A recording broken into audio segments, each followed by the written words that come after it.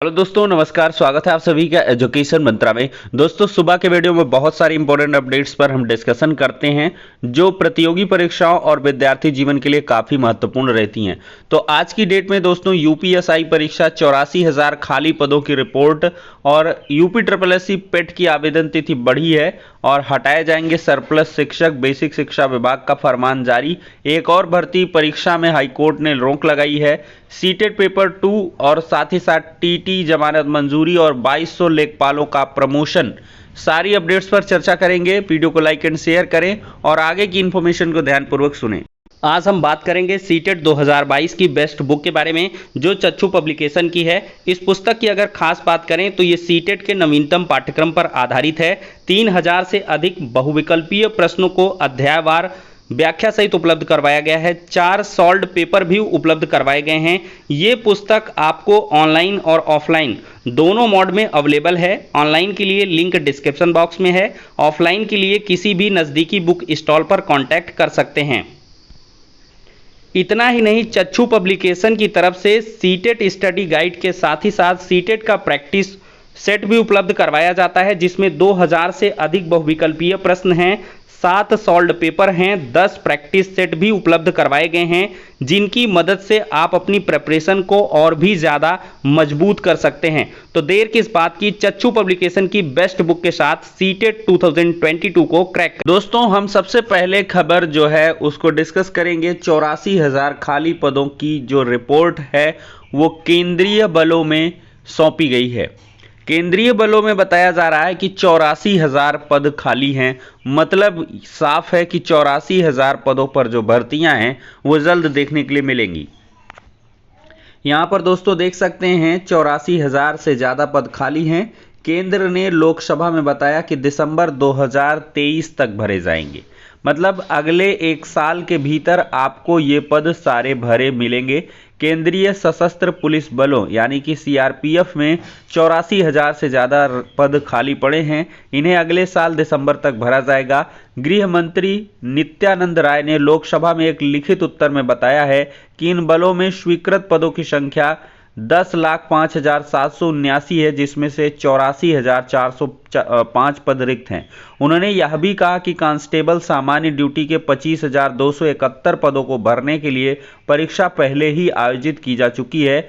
भाजपा सांसद अनिल अग्रवाल के सवाल पर मंत्री ने कहा कि सरकार ने सीएपीएफ में तेजी से भर्तियां करने की दिशा में कई कदम उठाए हैं और 5 साल में 60 लाख नए रोजगार के अवसर। देखिए, रोजगार सृजन के साथ साथ इसमें सुधार करना सरकार की प्राथमिकता है।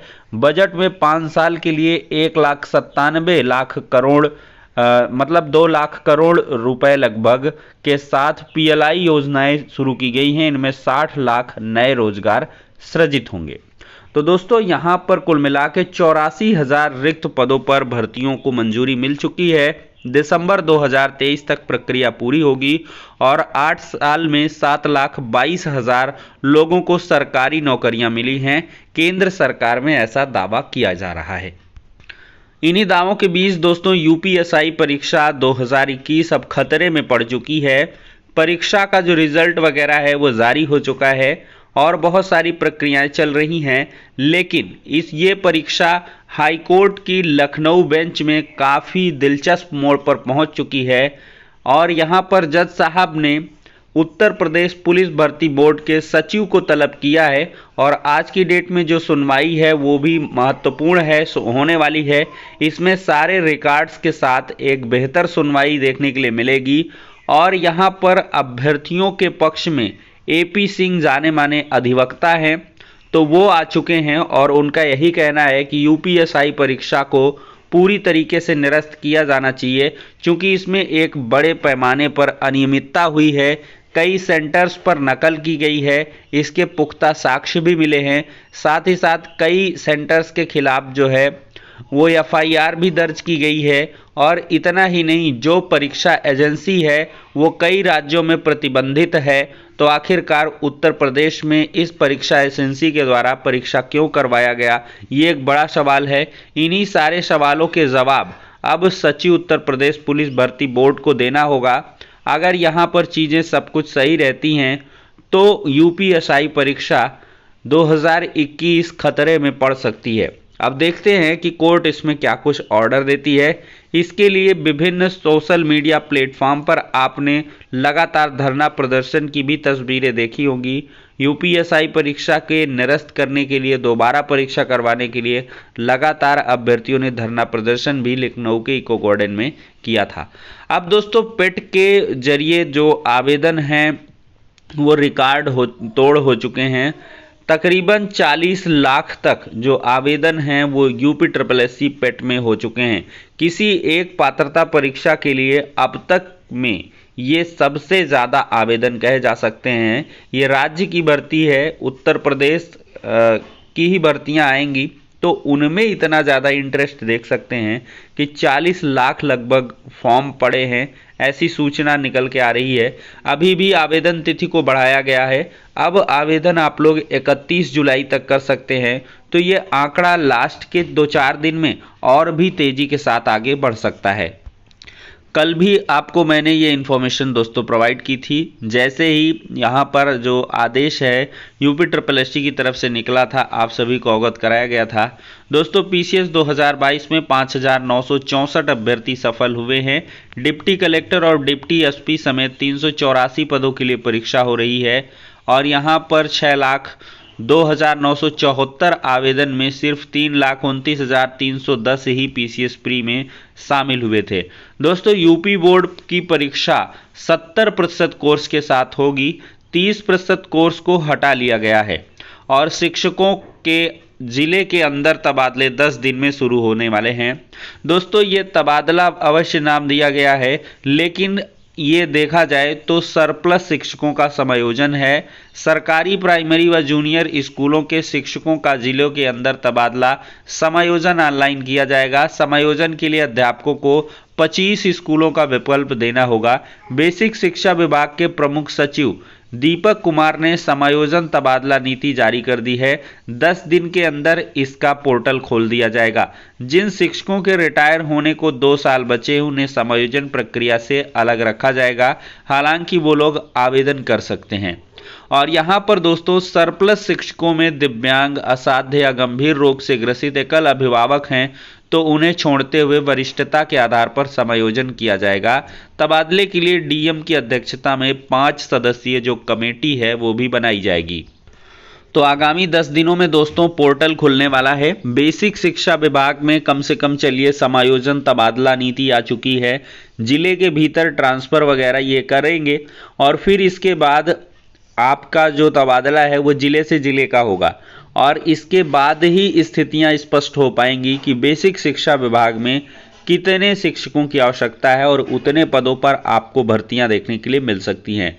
दोस्तों, देखा जाए तो नई शिक्षक भर्ती की जो पॉसिबिलिटी है वो 2022 में नज़र नहीं आ रही है, क्योंकि इन्हीं सभी प्रक्रियाओं में पूरा वक्त जाने वाला है और इनका जो समायोजन है वो तो हो जाएगा, लेकिन जो रिलीविंग ज्वाइनिंग का काम होगा वो जो सर्दियों की छुट्टियां होंगी उनमें होगा। तो मतलब आप समझ के चलिए कि 2023 में ही नई शिक्षक भर्ती आने वाली है। अब दोस्तों, एक बड़ी और महत्वपूर्ण अपडेट है कि आधार से जुड़ेगी वोटर लिस्ट। वोटर बनने के लिए अब 4 मौके दिए जाएंगे। अगस्त से शुरू होगा वोटर लिस्ट को आधार से जोड़ने का अभियान और मुख्य निर्वाचन अधिकारी ने दी राजनीतिक दलों के प्रतिनिधियों को जानकारी। दोस्तों, देखा जाए तो अब 1 अप्रैल, 1 जुलाई, 1 अक्टूबर को 18 साल की अगर कोई उम्र मतलब पूरी कर रहा है तो वो वोटर के लिए आवेदन कर सकता है। तो मतलब 4 मौके 1 साल में मिलेंगे। दोस्तों, अब बात करेंगे स्वास्थ्य कर्मी पुरुष की, जो चयन प्रक्रिया पर हाईकोर्ट ने रोक लगा दी है। 660 नियमित पदों पर प्रशिक्षण की भर्ती अटक चुकी है। तो ये भर्ती एक बार फिर से कोर्ट के हवाले पहुंच चुकी है। दोस्तों, 2200 लेखपाल और अमीन बनेंगे राजस्व निरीक्षक। रिक्त पदों को पदोन्नति से भरने की तैयारी हो रही है। इसका मतलब साफ है कि राजस्व निरीक्षकों के 4,281 पद सृजित हैं और सभी पद जो है लेखपाल, संग्रह अमीनों और भूमि अध्यापित अमीनों की पदोन्नति से भरे जाएंगे। तो अवश्य ही जो ये चीज़ें हो रही हैं ये नई लेखपाल भर्ती के लिए काफ़ी बेहतर होने वाली हैं और पदों की संख्या इसी लिहाज से देखा जाए तो 5 से 6,000 के बीच रहने वाली है, जो पेट 2022 के जरिए आपको देखने के लिए मिलेगी। दोस्तों, बहुत सारे लोगों का सवाल रहता है कि सीटेट परीक्षा जो है वो 2 पेपर लेती है, पेपर 1 और पेपर 2। तो पेपर 1 के जरिए आप 1 to 5 की जो भर्तियां आएंगी उन्हीं में अप्लाई कर सकते हैं, जबकि पेपर 2 के साथ आप टीजीटी, पीजीटी वगैरह सभी भर्तियों में आवेदन कर सकते हैं। मैं बात कर रहा हूं केवीएस, DSSB की और एनवीएस भर्तियों की, जिसमें सीटेट जरूर मांगता है। और साथ ही साथ अगर उत्तर प्रदेश में आप आओगे तो एडेड जूनियर शिक्षक भर्ती में भी पेपर 2 उत्तीर्ण होना चाहिए। तो ऐसे में अभ्यर्थियों के मन में सवाल रहता है कि पेपर 1 और 2 की परीक्षा एक साथ दें क्या इनको अलग अलग दें।